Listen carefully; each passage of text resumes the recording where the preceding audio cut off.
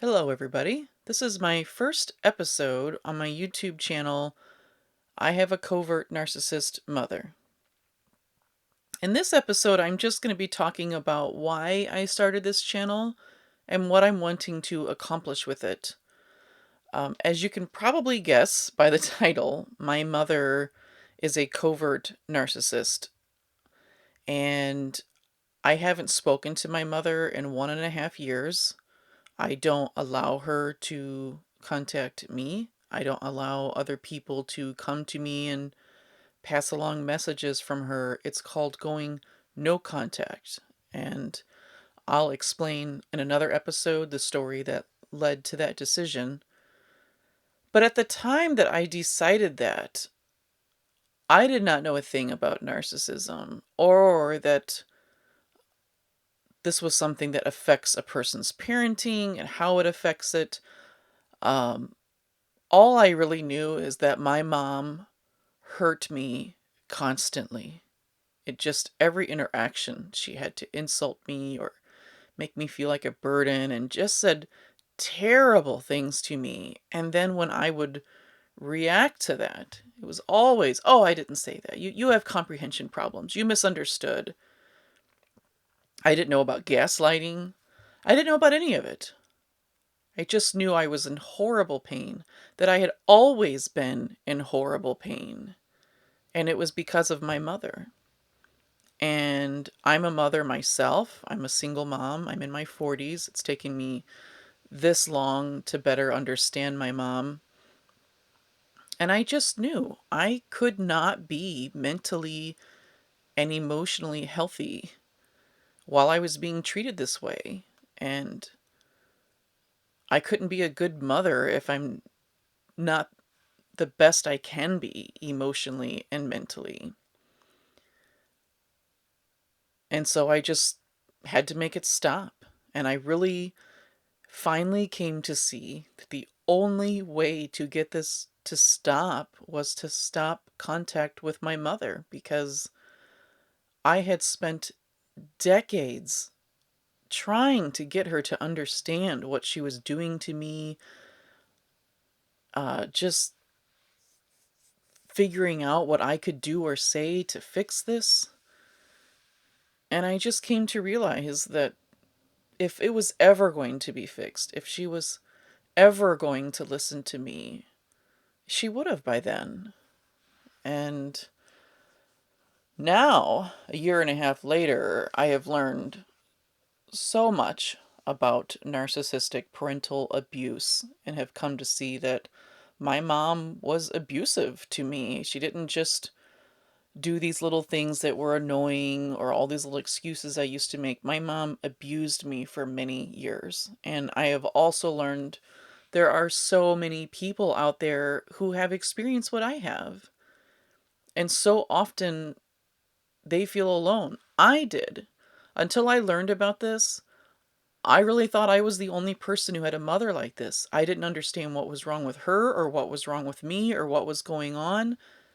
But I didn't know anybody else that was treated like this so consistently by their mother, and I just didn't know. And it was very isolating. It was very lonely. It was like this double whammy. I was already being treated so horrible by my mother, and on top of that, I was the only one suffering this way. So first, I hope that people will listen to this who also are survivors of this type of abuse and just know that you're not alone. There's actually a whole bunch of us out here. And that in and of itself just helps. I don't know why. I mean, we're social beings, I guess. We're not meant to be alone, and having a shared experience, even if it's traumatic, is better than having a traumatic experience all alone. I also want to share through my story about this type of abuse, what I've learned about it, and not just to talk bad about our narcissistic mothers, but information like this can help you heal. Because if you understand what's going on, then you can process what happened and move on with your life. But this YouTube channel actually isn't just for survivors. What really gave me the push to do this was after talking to so many people who have been through something like what I have been through, how often we suffer alone. We can't really talk to our friends. We can't talk to our family. We can't really let society know because people don't understand. It's incomprehensible to most people that someone would literally stop talking to their mother. And the last thing we need to hear after making this very painful decision to end things with our mothers, and please hear me out that no one makes a decision like this lightly. The last thing we need to hear is, but she's your mom. How could you do that? And be blamed. Because narcissists blame their children, particularly their scapegoat children, which we'll talk about more in another episode, for everything. I have spent decades being made to feel by the person who was supposed to be my supporter, the one who believed in me, the one who built me up and provided that foundation.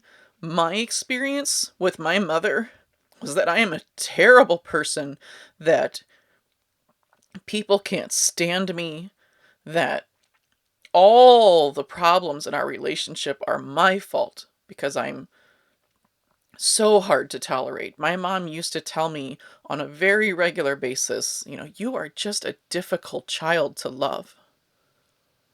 And when you have endured that for years and decades, it affects you so profoundly that when you make this very painful decision to remove this abusive person from your life,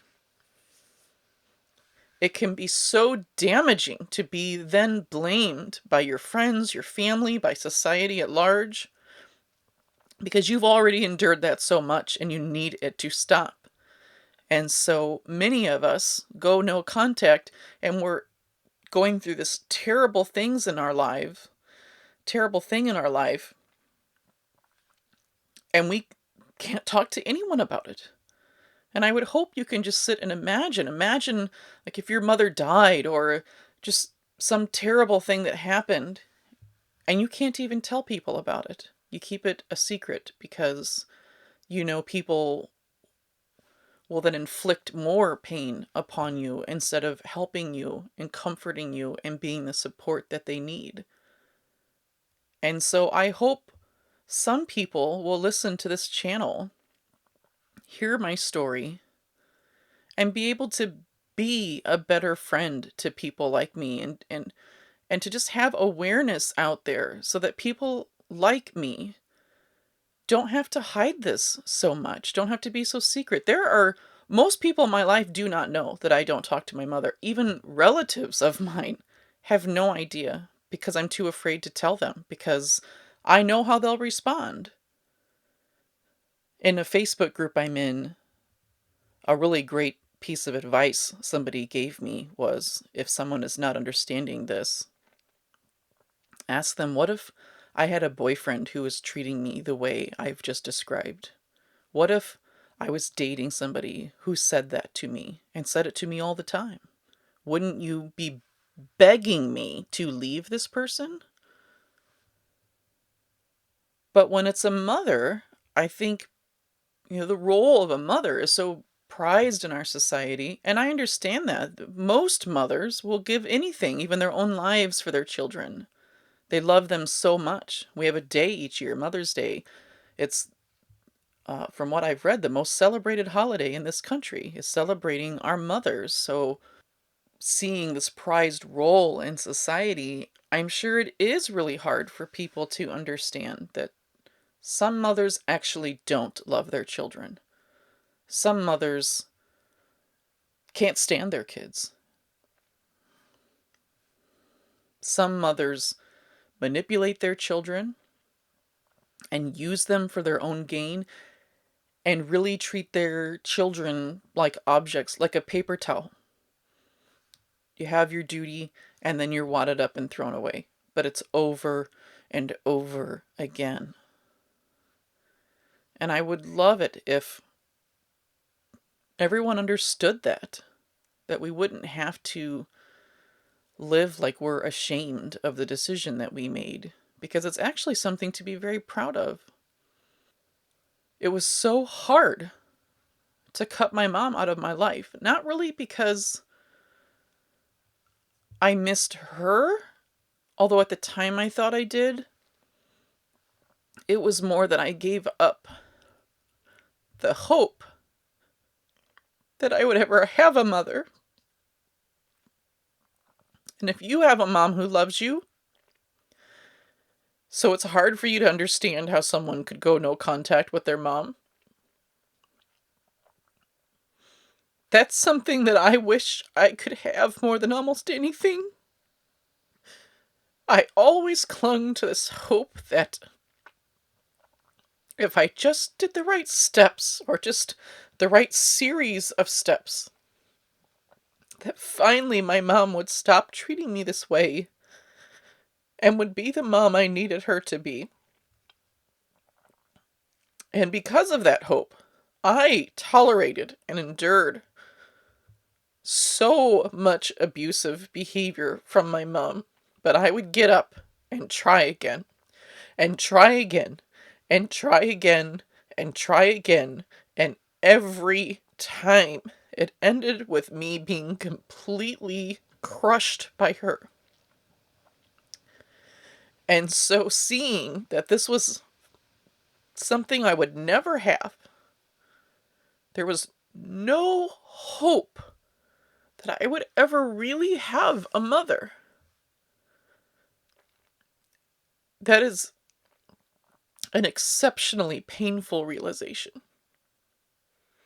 I think my whole life I always wished I had somebody who put me first. Someone who treated me like I was more important than anyone else. And I've never had that. And I don't think I ever will.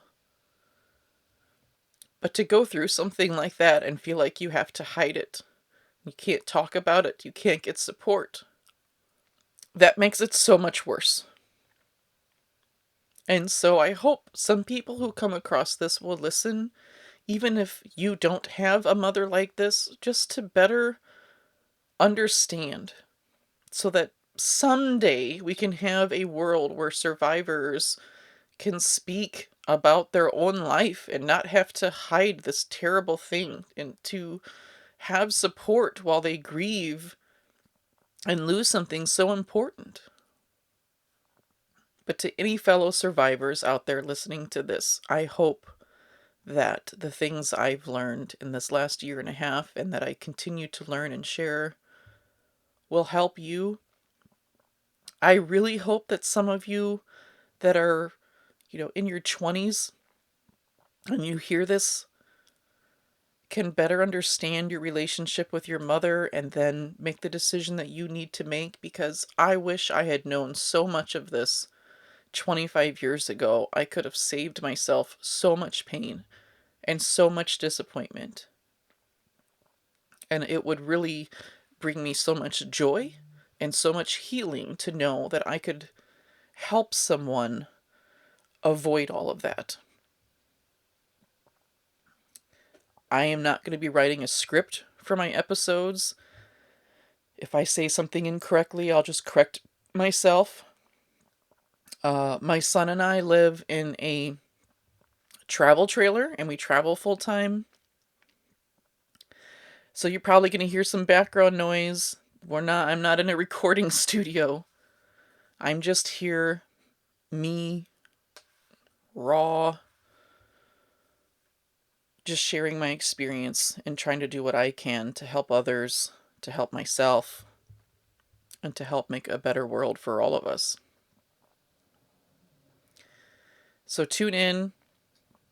Until next time, any survivors out there, please know that you are worthy, you are valuable, and you are beautiful, whether your mom sees that or not.